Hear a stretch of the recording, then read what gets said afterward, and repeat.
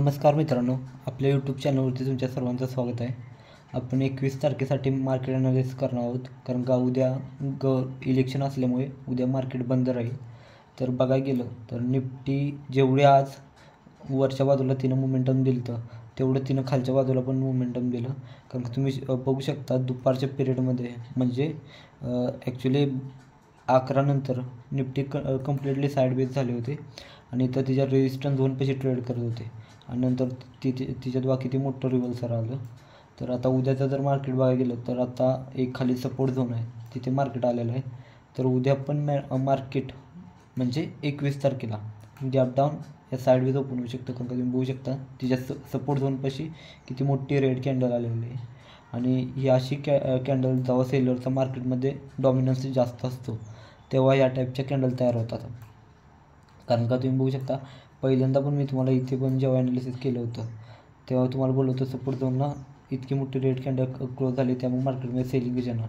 मग त्या टाईपमध्ये बघा मार्केटमध्ये किती सेलिंग आलं.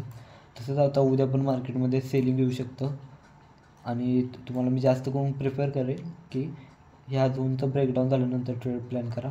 कारण का कंप्लीट ह्या झोनमध्ये साईडवेजच राहतं आहे आणि तुम्हाला अशा मोठ्या अशा काही मोमेंटम मिळणार नाही या दोन्ही झोनच्यामध्ये. आणि मार्केटला जर बुलिश जायचं असेल तर त्याला हा रेजिस्टन्स झोनच्या वरतीच गेलं पाहिजे, तेव्हा मार्केटमध्ये बुलिश नसेल.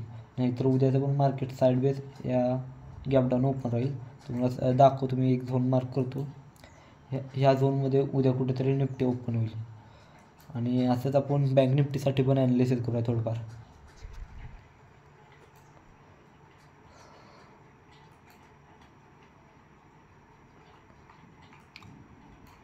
बँक निफ्टी पण सेम इथं या ट्रेड लाईनचं ब्रेकडाऊन झालं, नंतर सेलिंगमध्ये मार्केट आलं, नंतर मार्केटने एक पुल बॅक घेतला EMAवरती, नंतर आता डबल बँक निफ्टी सेलिंगला निघाले.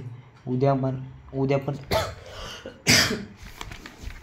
पण बँक निफ्टी सेलिंगमध्ये जाईल. कारण का तुम्ही बघू शकता आता तिने तिथं सपोर्ट झोनवरती रेड कॅन्डल क्लोजिंग झाले, त्यामुळे उद्या मार्केटसाठी मोमेंटम कराय खालच्या बाजूला हा गॅप शिल्लक आहे अजून बँक निफ्टीसाठी.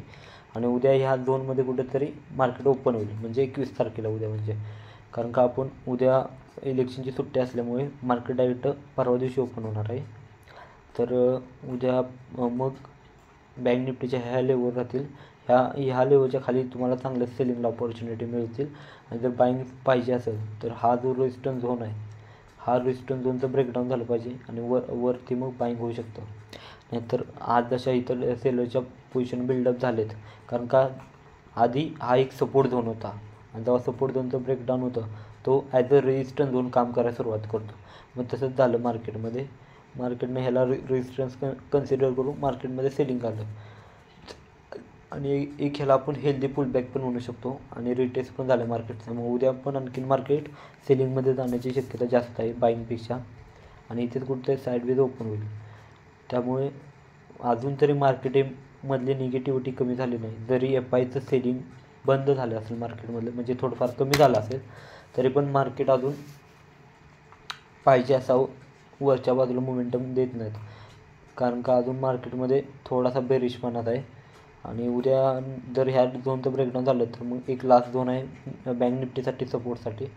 नाहीतर मग खाली मग कोणताच सपोर्ट नाही दूरपर्यंत. तर उद्या बँक निफ्टी पण गॅप डाऊन या साईडवेज ओपन होऊ शकतं ह्या झोनमध्ये. आणि निफ्टीचं पण मी तुम्हाला जर सांगितलं तसंच बँक निफ्टीचं पण.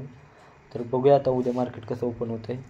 अशाच ट्रेडिंग रिलेटेड व्हिडिओ पाहण्यासाठी आपल्या चॅनलला सबस्क्राईब करा आणि व्हिडिओ आवडला असेल तर लाईक करा.